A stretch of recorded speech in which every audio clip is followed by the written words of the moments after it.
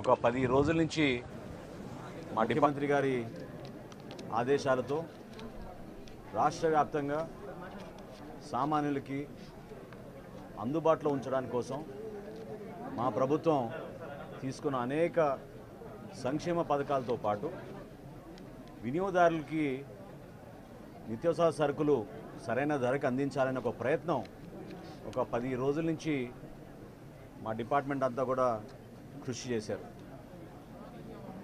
అనేక ప్రాంతాల్లో రైతుల గురించి మేము కలిసినప్పుడు వాళ్ళ సమస్యలు మేము అర్థం చేసుకున్నప్పుడు ఉప ముఖ్యమంత్రి గారు పవన్ కళ్యాణ్ గారు కాకినాడలో కూడా మేము రైతులకి ధాన్యం కొనుగోలు విషయంలో అన్యాయం జరుగుతున్న దానిపైన ఆ రోజు కూడా మేము పోరాటాలు చేశాం.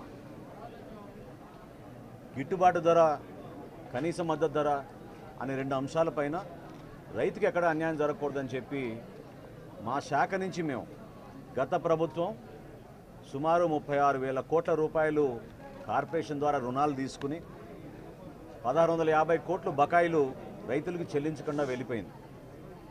అయినా కానీ ఇంత క్లిష్ట పరిస్థితుల్లో, ఆర్థిక ఇబ్బందుల్లో గౌరవ ముఖ్యమంత్రి గారి చొరవతోటి, ఉప ముఖ్యమంత్రి గారు చూపించిన చొరవతోటి 1,000 కోట్ల రూపాయలు తక్షణమే ఆర్థిక సాయం ఏదైతే రైతులు మేము చెల్లించాలో 1,600 కోట్ల నుంచి 1,000 కోట్ల రూపాయలు మేము ఆల్రెడీ చెల్లించాం. ఇంకొక 600 కోట్ల రూపాయలు త్వరలోనే చెల్లించాల్సిన అవసరం ఉంది. అది కూడా చెల్లిస్తాం. అందులో భాగంగా ఒక సమీక్షా సమావేశంలో ముఖ్యమంత్రి గారు ధరల గురించి ఒక స్థిరీకరణ తీసుకురావాలనే ఆలోచన వచ్చినప్పుడు అధికారులు మీ అందరం కూడా రాష్ట్ర వ్యాప్తంగా ఉన్న రైస్ మిల్లర్స్ని, హోల్సేలర్స్ని, రీటైలర్స్ని, సప్లయర్స్ని అందరిని కూడా ఆహ్వానించి ప్రజలు ఎదుర్కొంటున్న సమస్యలపైన స్పందించి